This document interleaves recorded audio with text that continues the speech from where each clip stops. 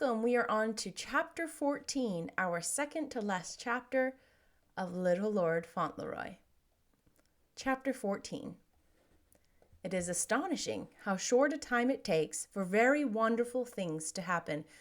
It had taken only a few minutes, apparently, to change all the fortunes of the little boy dangling his red legs from the high stool in Mr. Hobbs's store, and to transform him from a small boy, living the simplest life in a quiet street, into an English nobleman, the heir to an earldom and magnificent wealth. It had taken only a few minutes, apparently, to change him from an English nobleman into a penniless impostor, with no right to any of the splendors he had been enjoying. And, surprising as it may appear, it did not take nearly so long a time as one might have expected to alter the face of everything again, and to give back to him all that he had been in danger of losing. It took the less time because, after all, the woman who had called herself Lady Fauntleroy was not nearly so clever as she was wicked, and when she had been closely pressed by Mr. Havisham's questions about her marriage and her boy, she had made one or two blunders which had caused suspicion to be awakened, and then she had lost her presence of mind and her temper, and in her excitement and anger had betrayed herself still further. All the mistakes she made were about her child. There seemed to be no doubt that she had been married to Bevis, Lord Fauntleroy, and had quarrelled with him and had been paid to keep away from him. But Mr. Havisham found out that her story of the boy's being born in a certain part of London was false, and just when they all were in the midst of the commotion caused by this discovery, there came the letter from the young lawyer in New York, and Mr. Hobbs's letters also. What an evening it was when those letters arrived, and when Mr. Havisham and the Earl sat and talked their plans over in the library. "After my first meetings with her," said Mr. Havisham, "I began to suspect her strongly. It appeared to me that the child was older than she said he was, and she made a slip in speaking of the date of his birth, and then tried to patch the matter up. The story these letters brings fits in with several of my suspicions. Our best plan will be to cable at once for these two Tiptons, say nothing about them to her, and suddenly confront her with them when she is not expecting it. She is only a very clumsy plotter, after all. My opinion is that she will be frightened out of her wits, and will betray herself on the spot." And that was what actually happened. She was told nothing, and Mr. Havisham kept from her, suspecting anything by continuing to have interviews with her, in which he assured her he was investigating her statements, and she really began to feel so secure that her spirits rose immensely, and she began to be as insolent as might have been expected. But one fine morning, as she sat in her sitting-room at the inn called the Dorincourt Arms, making some very fine plans for herself, Mr. Havisham was announced, and when he entered, he was followed by no less than 3 persons. One with a sharp-faced boy, and one was a big young man, and the third was the Earl of Dorincourt. She sprang to her feet and actually uttered a cry of terror. It broke from her before she had time to check it.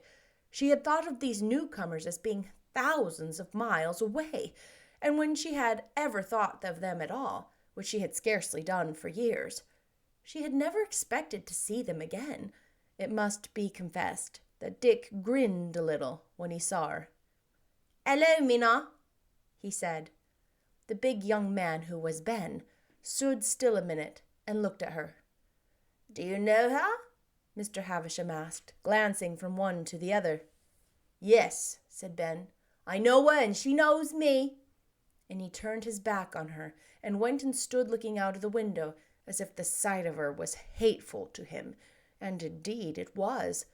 Then the woman, seeing herself so baffled and exposed, lost all control over herself and flew into such a rage as Ben and Dick had often seen her in before.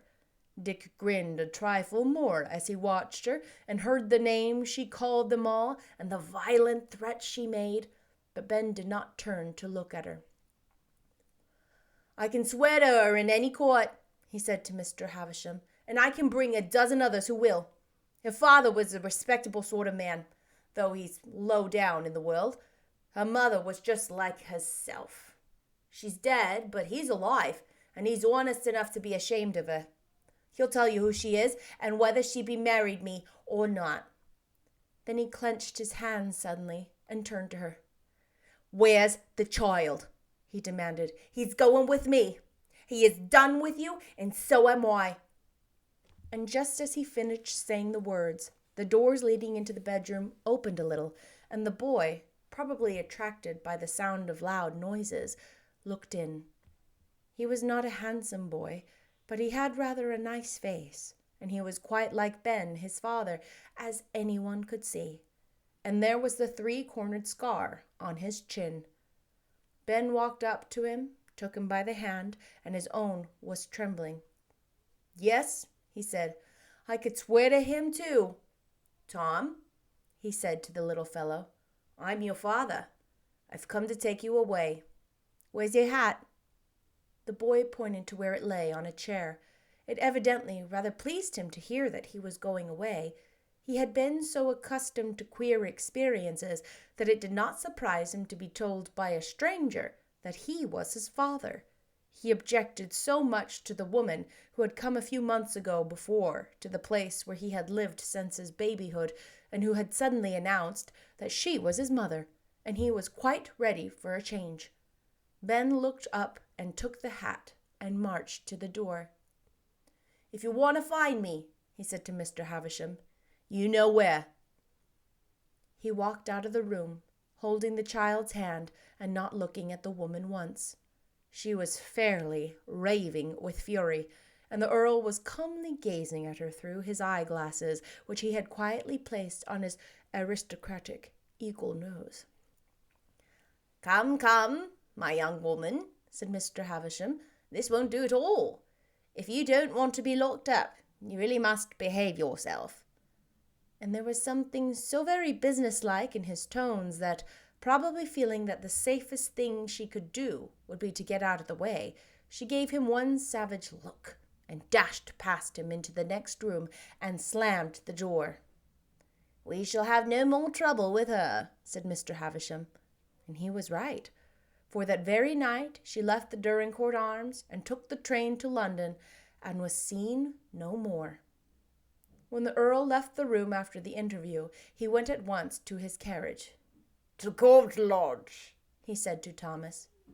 "To Court Lodge," said Thomas to the coachman as he mounted the box.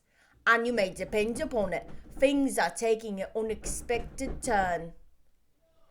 When the carriage stopped at Court Lodge, Cedric was in the drawing-room with his mother. The Earl came in without being announced. He looked an inch or so taller, and with great many years younger.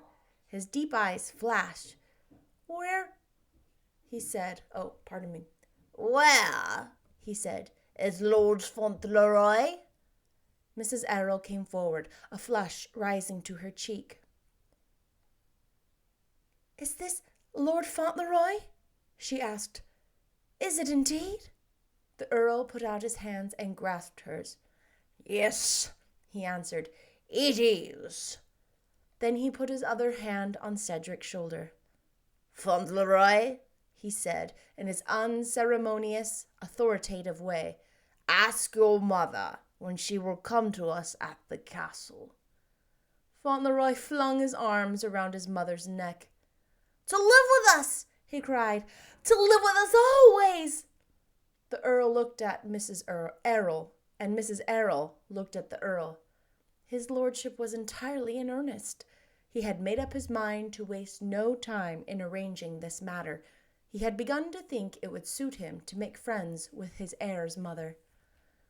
"Are you quite sure you want me?" said Mrs. Errol, with her soft, pretty smile. "Quite sure," he said bluntly. "We have always wanted you, but we were not exactly aware of it. We hope you will come soon." That's the end of chapter 14. I'm sorry, you probably heard in there my youngest coming up and jingling the door really, really, really hard. Sorry about that. I will see you next time with our last chapter, chapter 15. Bye-bye.